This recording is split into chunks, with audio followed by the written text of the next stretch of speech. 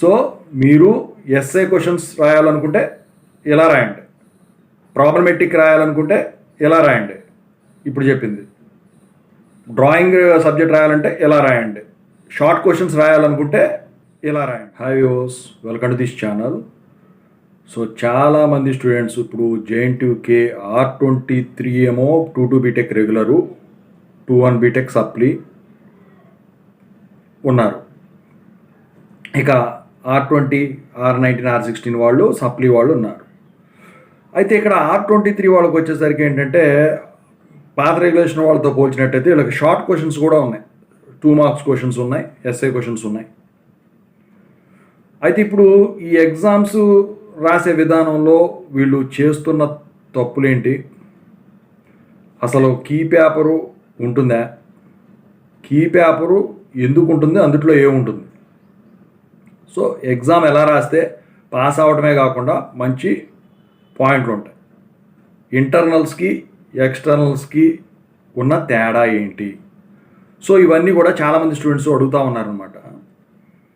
దాని గురించి అబ్బాయి ముందు అయితే ఇంతవరకు ఈ ఛానల్ సబ్స్క్రైబ్ చేసుకుని వాళ్ళు ఎవరైనా ఉన్నట్టయితే ఖచ్చితంగా సబ్స్క్రైబ్ చేసుకోండి, ఈ వీడియోని అయితే లైక్ చేసి షేర్ చేయండి. మీకు ఏమైనా డౌట్స్ ఉంటే కాల్ మీ 4 యాప్ ఐడీస్ వచ్చేసరికి తెలుగు ఇంజనీరింగ్ ఎడ్యుకేషన్ టెలిగ్రామ్ ఛానల్లో షేర్ చేశాను, ఆ గ్రూప్లో జాయిన్ అయ్యి ఖచ్చితంగా అయితే కాల్ చేయండి. దీంతోపాటు సాఫ్ట్వేర్ కోసం వర్క్ సపోర్ట్ ఛానల్ కూడా సబ్స్క్రైబ్ చేసుకోండి. ఇక టాపిక్లో పెడితే ఏంటంటే ముందుగా వచ్చేసరికి అసలు ఇంటర్నల్స్కి ఎక్స్టర్నల్స్కి డిఫరెన్స్ ఏంటి. ఇంటర్నల్స్కి వచ్చేసరికి అందరికి కూడా 20 పైనే వచ్చేస్తాయి.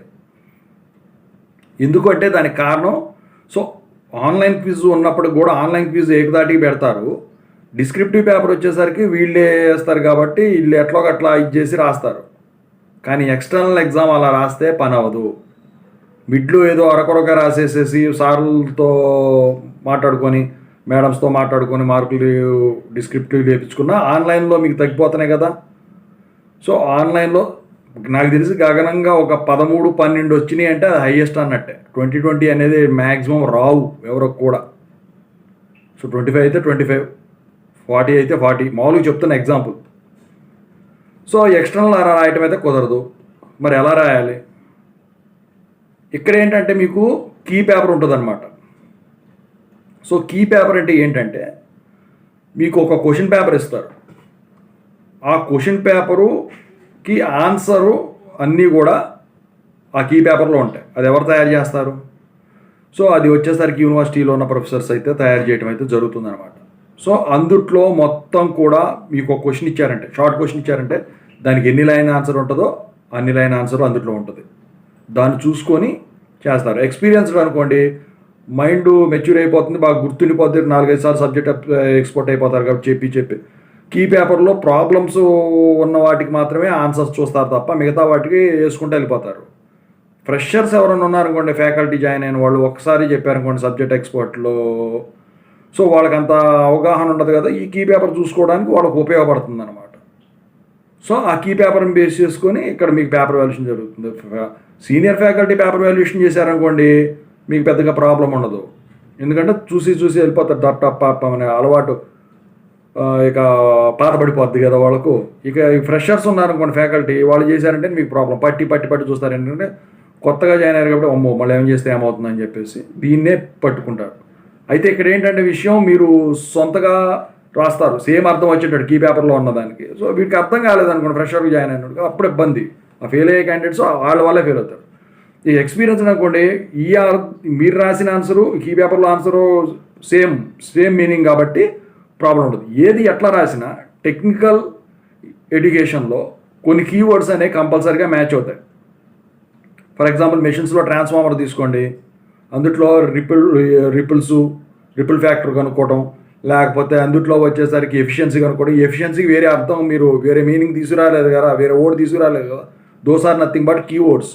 అలాంటి టెక్నికల్ కీవర్డ్స్ ఎత్తుక్కోండి ఎప్పుడు కూడా మీరు. సో కీవర్డ్స్ ఎత్తుక్కోవడమే కాదు, ఎగ్జామ్లో రాసేటప్పుడు ఆ కీవర్డ్స్ మాత్రం అండర్లైన్ చేయండి. ఎప్పుడు కూడా సెంటెన్స్ అండర్లైన్ చేయొద్దు పూర్తిగా, అందుట్లో ఉన్న కీవర్డ్స్ ఇప్పుడు చెప్పాను చూసారా, అవి మాత్రం అండర్లైన్ చేయండి, అది కరెక్టు అంటేనే. అది కూడా మీరు పారాగ్రాఫ్లు రాసినా పాయింట్స్ వైజ్ రాసినా మీరు చేయాల్సిన పని అదే. ఆ కీవర్డ్స్ చూసుకుంటా ఇందులో ఉందా లేదా అని చూసుకుని వెళ్ళిపోతారు, ఎందుకంటే టెక్నికల్ ఎడ్యుకేషన్లో ఖచ్చితంగా మ్యాచ్ అవుతాయి అవి. ఓకేనా? సో ఇక స్టూడెంట్స్ చేసే తప్పులేంటి, ఫర్ ఎగ్జాంపుల్ మ్యాథమెటిక్స్ సబ్జెక్ట్ ఉంది. మ్యాథమెటిక్స్ సబ్జెక్ట్ వచ్చేసరికి ఏంటంటే బేసిక్స్ వాళ్ళే చేస్తారు. బేసిక్స్ ఫ్యాకల్టీ వచ్చేసరికి ఎక్స్పీరియన్స్ వాళ్ళే చెప్తారు. ఎందుకంటే ఫస్ట్ ఇయర్ వాళ్ళకి చెప్పాలి అంటే ఖచ్చితంగా అయితే ఎక్స్పీరియన్స్ ఫ్యాకల్టీ కావాలి, లేకపోతే కాలేజ్ పరుగు పోద్ది. ఎందుకంటే ఇటు సరిగ్గా చెప్పలేదు అనుకోండి, ప్రెషర్ పెట్టుకున్నాడు ఇబ్బంది పడిపోతారు. అందుకని చెప్పేసి మ్యాథమెటిక్స్ సబ్జెక్ట్ కూడా ఎక్స్పీరియన్స్ వాళ్ళు చెబుతారు. పేపర్ వాల్యుయేషన్ కూడా వాళ్ళే వెళ్తారు కదా. వాళ్ళు ఏం చేస్తారంటే మీరు రాసింది కరెక్టా తప్ప అని ఆ స్టెప్స్ మొత్తం చూస్తారు. ఆన్సర్ మాత్రమే కీ పేపర్లో చూసుకుంటారు వాళ్ళు. క్వశ్చన్ పేపర్ సెపరేట్గా ఇచ్చేస్తాడు. కీ పేపర్లో కీస్ మాత్రమే ఉంటాయి, ఆన్సర్స్ మాత్రం.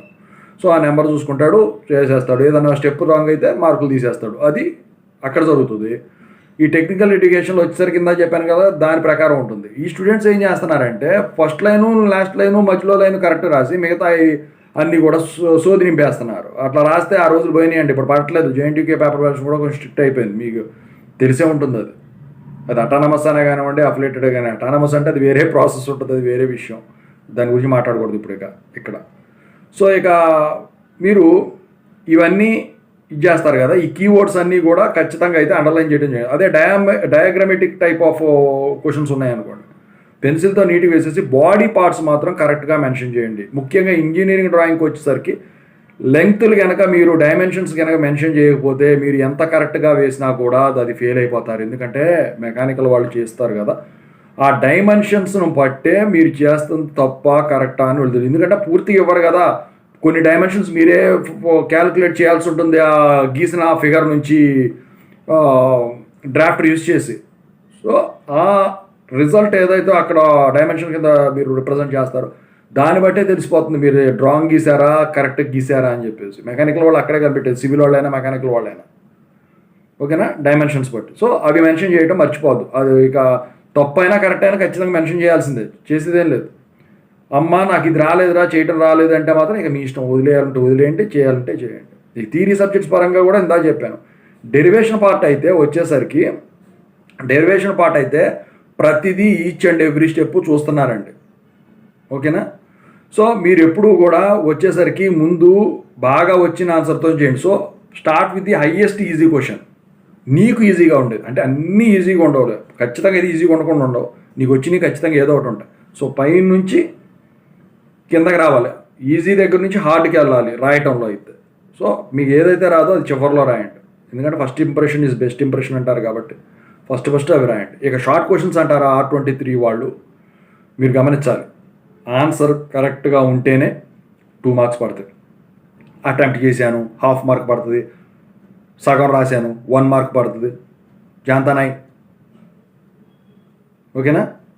సో మీరు ఎస్ఏ క్వశ్చన్స్ రాయాలనుకుంటే ఇలా రాయండి, ప్రాబ్లమెటిక్ రాయాలనుకుంటే ఇలా రాయండి, ఇప్పుడు చెప్పింది.